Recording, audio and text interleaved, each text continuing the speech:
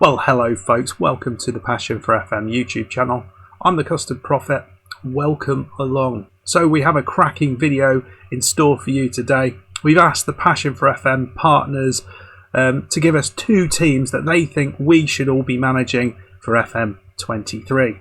Now if that sounds like the sort of thing that you might want to be watching, well, make sure you hit that like button and ensure you are subscribed to this channel to make sure you don't miss anything in the lead up to FM23. Right, let's go and see those save ideas.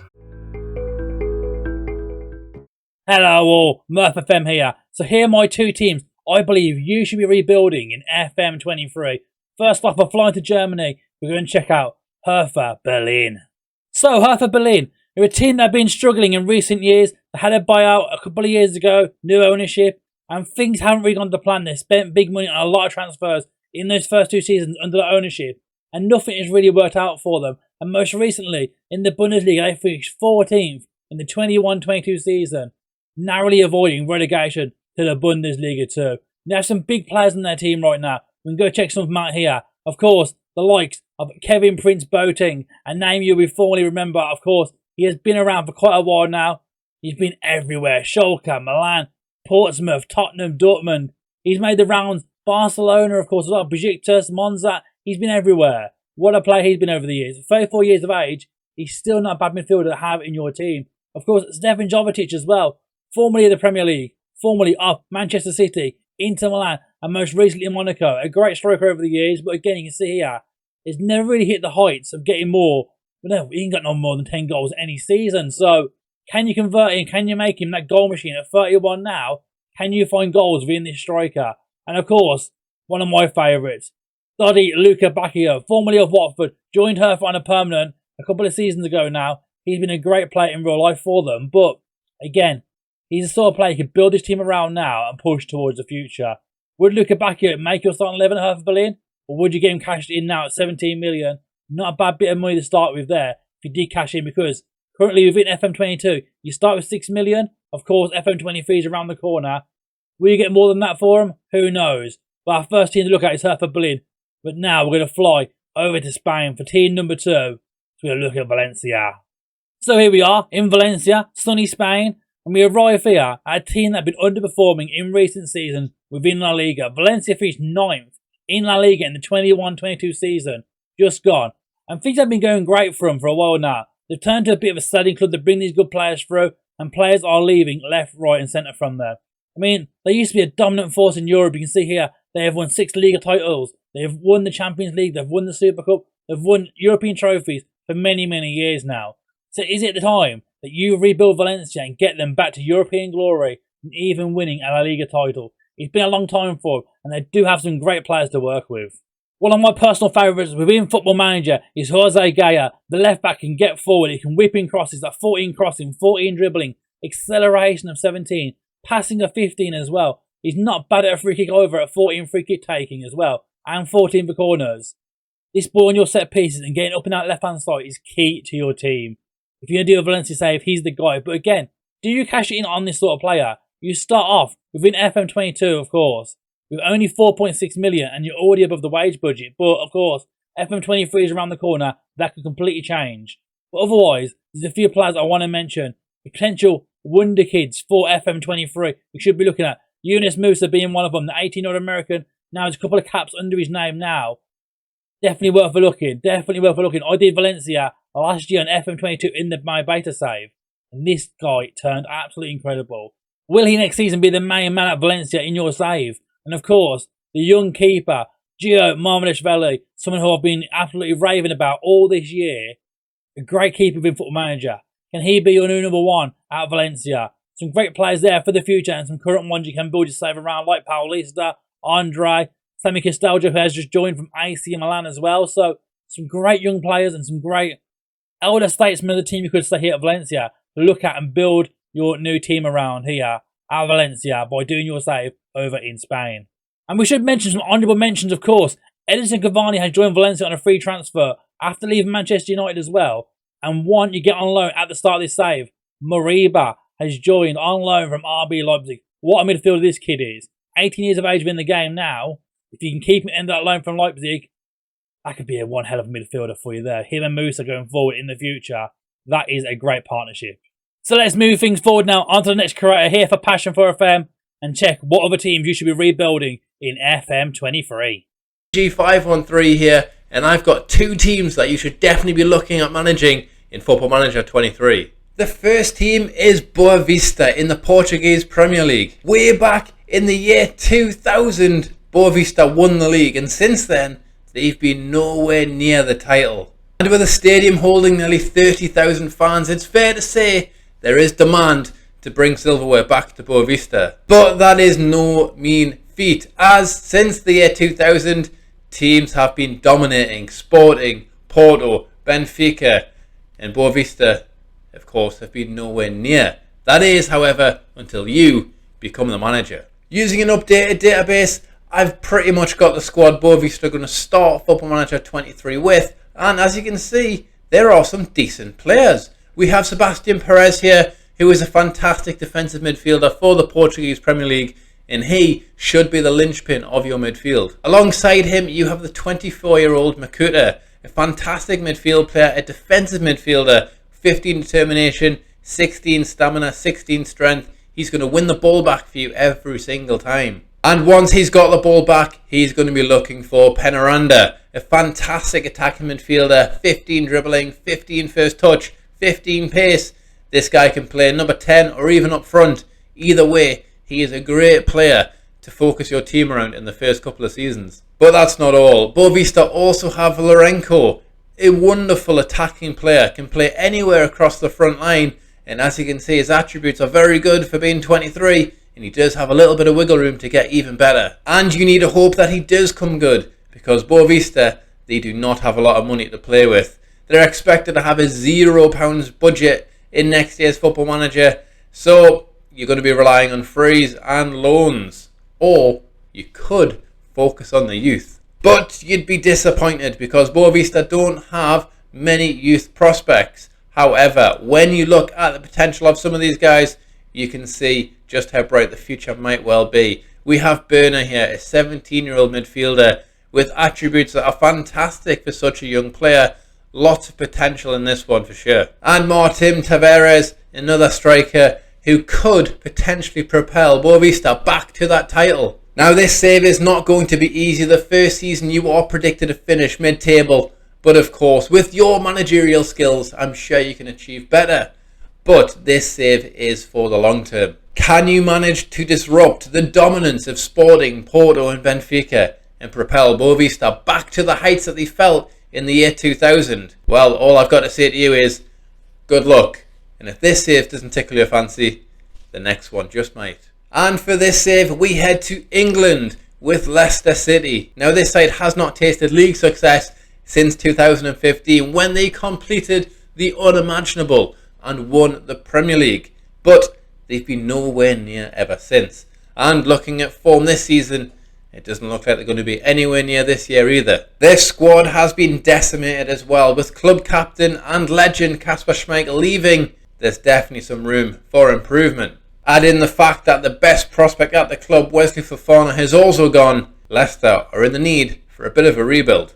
But all is not lost, as you still have Jamie Vardy at your disposal. Yes, he's 34. Yes, you've probably only got one more year with him, but he's still fantastic. 17 finishing, 16 pace, 17 aggression. The man is a menace, and he should be leading the line for you, especially in Season 1. But Vardy is not alone. You have some quality in this squad. Yuri Tielemans, of course, one of the Premier League's finest. 16 first touch, 18 passing, 18 vision. This man is fantastic, and it makes sense to build your squad around him. But not only him, we have Harvey Barnes, a young English lad, 23 years old, with room to grow. He's already a quality Premier League player, and he's only going to get better. And that brings me on to James Maddison, who is arguably already better than Harvey Barnes, and he's still only 24 years old. So Leicester have a fantastic core to this squad.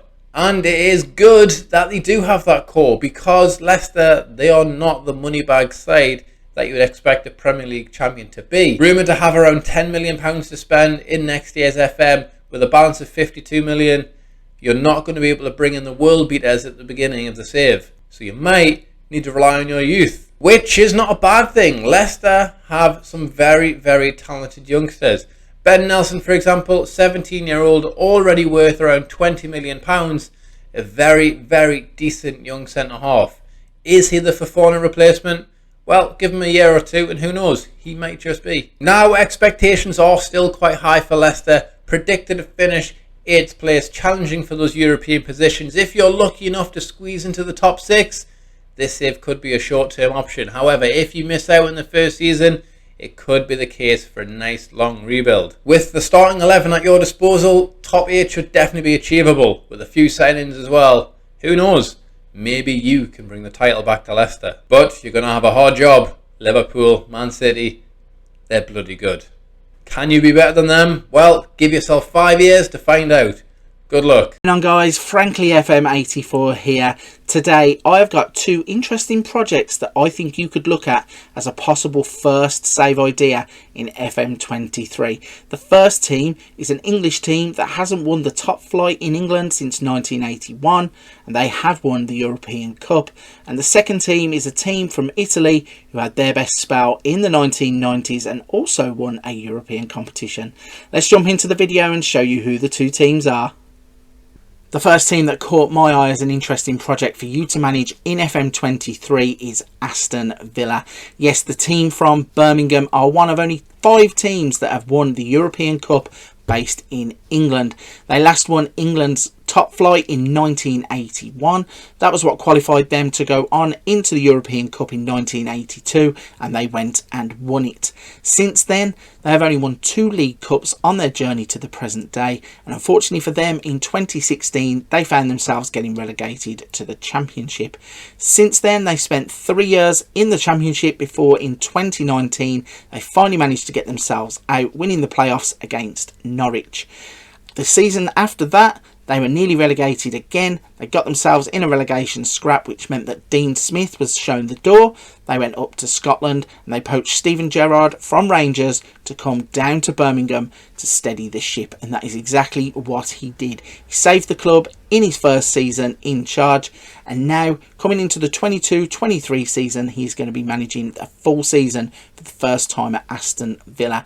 Recently, Aston Villa have had new owners, and that means with Steven Gerrard going into his first summer transfer window, they fully backed him. They gave him money to spend. He went out and bought players that he thought were going to advance the club, but unfortunately for him, it hasn't worked out the way that he thought. They have had a really poor start to the 22-23 season, and it seems like pressure is already mounting on Steven Gerrard. You're going to inherit a squad that has a lot of talent in it. You're going to pick up players like Douglas Luiz, who was subject to a big bid from Arsenal in the last couple of days of the summer transfer window. You also have big money signing Felipe Coutinho, obviously used to play for Liverpool, then transferred to Barcelona, came to Villa, and they picked him up in the summer. If we have a little look at the development centre, you can see they have very strong under 23 squads and a strong under 18 squad, and they have academy stars such as Jacob Ramsey. And if we go into the under 23s, you can see Louis Barry, who starts off and loan at Milton Keynes Dons, but once you get him back, he's obviously a player that you can develop. Aston Villa, I think, are a team with a lot of potential. Steven Gerrard in real life seems to have a blueprint. Whether he gets to fulfill that or not, I'm not too sure, but if you want to take on the challenge of Aston Villa in FM23, you need to unlock that potential. The second team that I'm going to be profiling as an interesting first save for you to take on in FM23 is Sampdoria. Sampdoria are a team that I have actually followed since the 90s. Used to have a Channel 4 programme called Gazzetta Football Italia that would go out on a Sunday morning. I would never miss an episode, and I think Sampdoria stood out in that programme because at that point they had club legends such as Ruud Gullit, Tilio Lombardo, Roberto Mancini, David Platt, and even Trevor Francis playing for the club at some point in his career. They had their most successful spell in the 1990s. They won their one and only Scudetto title in 1991. They also won the Cup Winners' Cup in and around that era.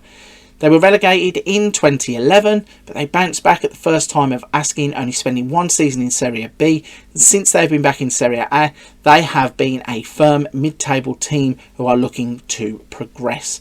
When you start the save, you are going to notice that you will inherit a team that is probably a little bit older than the average one in Serie A, and nowhere else to start when it comes to age than evergreen forwards Fabio Quagliarella. He is a club legend who has been at the club for what seems forever. He's a firm fan favourite, and it's going to be one of those where you need to judge, are you going to give him the game time that he wants? Can he play 90 minutes still at 38? Do you move him on and upset the fan base?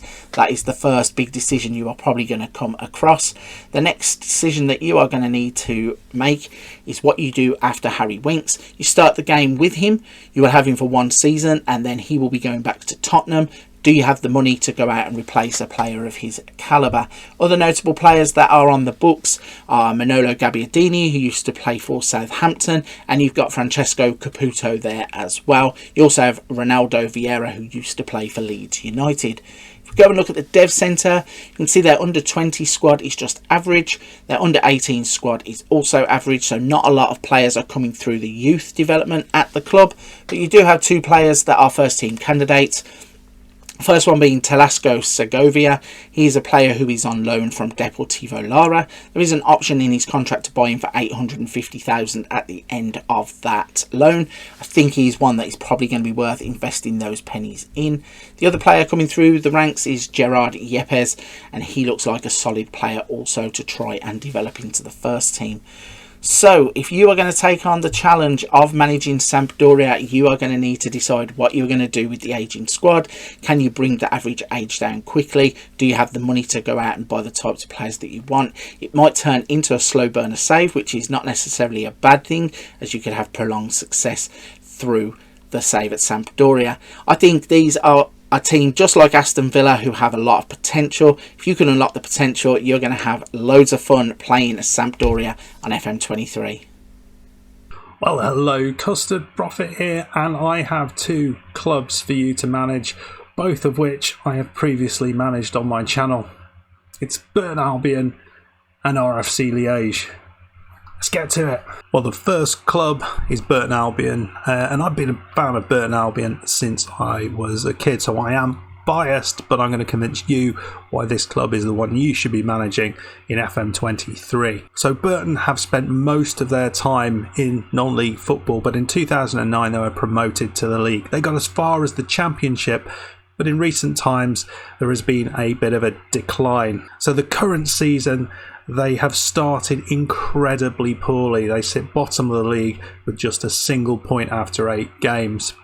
This is mainly because Jimmy Floyd has put together somewhat of a ragtag squad. It is highly unbalanced and really needs an overhaul. The Pirelli Stadium is small, just 7,000 capacity, and it's not even half filled most weeks. Finance-wise, don't expect to get a big transfer budget or wage budget.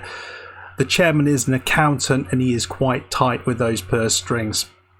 All in all, Burton are likely to be one of the favourites for relegation from League One, and you're not going to get much help financially. You're going to be relying on loans and free transfer signings. There is a ray of hope though, and that is that Burton train at St George's Park, the England training ground, which means that they have state-of-the-art training and youth facilities. If you want to take a bunch of ex-Premier League free transfer youngsters and try and turn them all into something special, this is probably the club for you. You're not going to find this level of training facility at another club of this size. Over to you. The second club is RFC Liege, a save I did back in FM21. RFC Liege are one of the oldest clubs in Belgian football and were the first winner of the Belgian top league. They won it 3 years consecutively but haven't won a league since the 1950s. They've faced bankruptcy, they've had to merge with another local club. It's been a really tough time for them recently, and they find themselves in the 3rd division in the amateur leagues in Belgian football. So as a save, this leaves a very obvious challenge of taking this club that have such a rich history and taking them back to where they deserve to be. But it's not going to be easy, my friends. They have a tiny little stadium in Liège that they moved into after having to sell their old ground. not only that, finances at this club, for whatever reason, seem to be in an absolute chaotic position. Last season, it was pretty impossible to get on top of the finances, and by the look of it, this will continue to be a problem. In 2 years' time, they're predicted to be £5 million in debt in FM22. I don't expect it's going to change for FM23. So the big challenge here is getting a hold of those finances. Again, this is free transfers, loans, whatever you can get into the club, and then slowly turning this club's fortunes round to get them into the top division in Belgium. But it's made more complicated by there being very little prize money in this league. You are helped again with pretty good training facilities, and what I found in FM21, a lot of very good youth players who seem to come through in this club. So you can rely on those to some degree. It's a big challenge, and I did it, but it took me a long time to get there. 22 seasons to get above standard, and I didn't win the league. Can you do better than that? Alright then everybody, my name's Dodgy Gamer and I'm here to recommend 2 teams to you for FM23, one close to home and one close to my heart. And we start close to home with Derby County. Now over the last couple of years, Derby County have been a favourite team to manage from a kind of crisis management perspective, but this year they're down in League One, but there's light on the horizon after a takeover during the summer. They're out of administration, there's no points deduction, they're starting with a clean slate. Now Rooney, of course, has gone, that hasn't been updated yet, but the squad is quite an interesting mix of some quite senior players towards the end of their career and some young local talent. You have, for example, the experience of Curtis Davis in the centre of defence alongside Richard Stearman. They may have a combined age of 70, but they've got plenty of experience for this League One level. But then you've also got the local youngsters, the likes of Louis Sibley and Liam Thompson in the centre of midfield, with club vice-captain Max Bird in there as well. Now there will be a limited transfer budget and you probably want to bring in some attackers, but everything's set up for Derby to have a resurgence under your management. And now for a team close to my heart, Bursaspor of Turkey. Now not only do they have an absolutely crazy stadium, the aptly named Timsah Arena translates as Crocodile Arena, believe it or not. They've also got great facilities, and this is a team that won the Super League, the top division title in Turkey, just 12 years ago. So they've got the massive stadium, they've got the facilities, they've got the recent history. What they haven't got, though, is money. And one more thing that makes this rebuild even more interesting. Now, it says here they're in the Birinci League, which is a second tier, but this is FM22, but in the real world, they actually got relegated last season. 17th place they finished, so they're going to be in the İkinci League, the third tier of Turkish football in FM23. But quite an extensive rebuild that needs doing here. I'm sure you're up to the challenge. I think you'll agree some really interesting save ideas that hopefully have given you some ideas of who to manage when the new game drops. But we'd be really interested to know who you are going to be managing first for FM23. What are your top save ideas for FM23? Put those down in the comments below. Also, keep your eye on the Passion for FM YouTube channel. There's going to be lots more content dropping before FM23 arrives. So make sure you are subscribed to the channel and also have that notification bell switched on. Okay folks, I've been the Custard Prophet. I hope you enjoyed the video. Make sure you liked it, and I'll see you in another video very soon. Goodbye.